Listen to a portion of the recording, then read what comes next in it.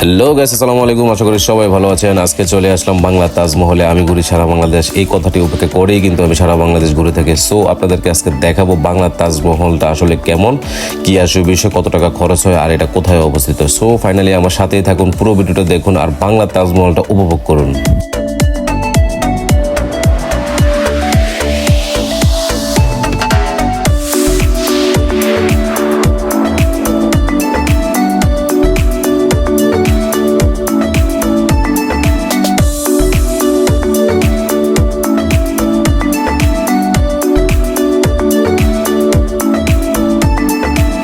Guys, আপনারা একটু খেয়াল করে দেখতে পারবেন এত সুন্দর ওয়েদার, তাজমহলের জায়গাটা এত সুন্দর, এত পর্যটক, এই সিজনে এত সুন্দরভাবে সাজানো হয়েছে।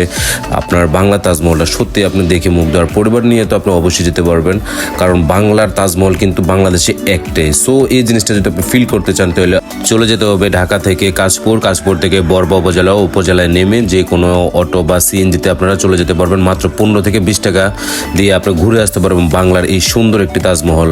গাইস, আপনারা পুরোটা ভিডিও দেখুন আর তাজমহলের সৌন্দর্য উপভোগ করুন।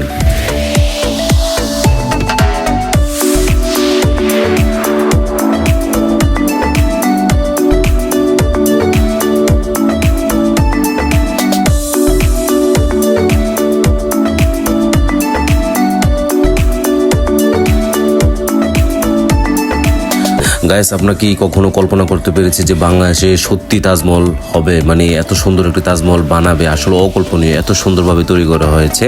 আর আপনাদেরকে আমি একটা কথা বলে রাখি, এটার ঢুকতে এন্ট্রি ফি লাগে মাত্র 150 টাকা। এই 150 টাকার মধ্যে আপনি সারাদিন ঘুরে ছবি তুলে ভিডিও করে আপনি চলে আসতে পারবেন। তার উপরে আরেকটা জিনিস সারপ্রাইজ আছে, এই 150 টাকার মধ্যেই বাংলাদেশের মধ্যে একটা পিরামিড আছে, ঠিক আছে? এই পিরামিডটা কিন্তু আমার নেক্সট ব্লগে থাকবে, এটা কিন্তু আপনারা দেখতে পাবেন। ওখানে কিন্তু অনেক সুন্দর দেখার জায়গা আছে, অনেক ইনফরমেশন পাবেন, অনেক ভালো একটি জায়গা। আর বাংলাদেশের ঐতিহ্যবাহী কিছু জিনিস ওখানে তোলা আছে। সো আমি আপনাদেরকে পুরোটা ভিডিও দেখাবো নেক্সট ব্লগে।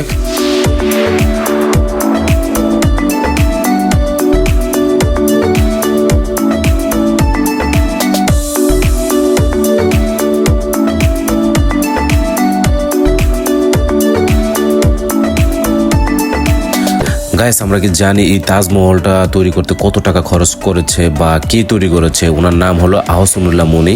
আপনি অবাক হয়ে যাবেন, তখনকার সময়ে 50 লক্ষ টাকা খরচ করে এই তাজমহলটি 2008 সালে উনি নির্মিত করেছিলেন।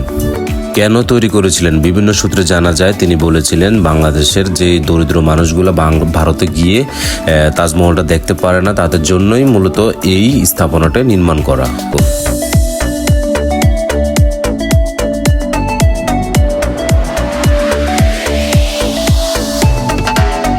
গাইস, আপনাদেরকে আমি আরেকটা তথ্য দিয়ে থাকি। তাজমহলের এই অবিকল প্রতিরূপ সৃষ্টির ঘটনায় ভারত কিন্তু অনেক ক্ষুব্ধ হয়েছিল। বাংলাদেশে অবস্থিত ভারতীয় দূতাবাস থেকে জানানো হয়েছিল আহসানুল্লাহ মনিকে যাতে গ্রেপ্তার করে। এই কারণে কিন্তু তিনি অনেক ঝামেলা পোহাতে হয়েছিলেন।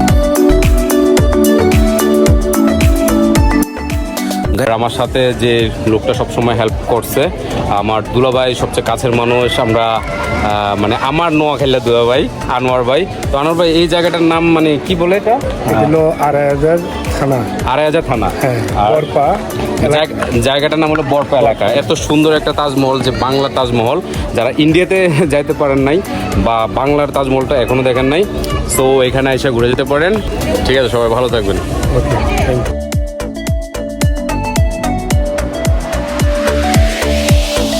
সো গাইস, আমি সারাদিন ঘুরলাম, অনেক আনন্দ করলাম, অনেক ছবি ভিডিও করলাম। আর বিকেলের ওয়েদারটা আসলে অনেক সুন্দর। আর আপনারা জেনে রাখেন যে বাংলাদেশের অনেক সুন্দর জায়গার মধ্যে কিন্তু তাজমহলের জায়গাটা আসলে অনেক সুন্দর। আপনারা চাইলে যে কোনো সময় এখানে আইসা ঘুরে যেতে পারবেন মাত্র 150 টাকার টিকিটের মধ্যে। অনেক সুন্দর একটি জায়গা। আর পিরামিডের ব্লগটা কিন্তু শীঘ্রই আসছে। সো আবার দেখা হবে নতুন কিছু নিয়ে, নতুন কোনো জায়গায়। ভালো থাকবেন, সুস্থ থাকবেন। আসসালামু আলাইকুম।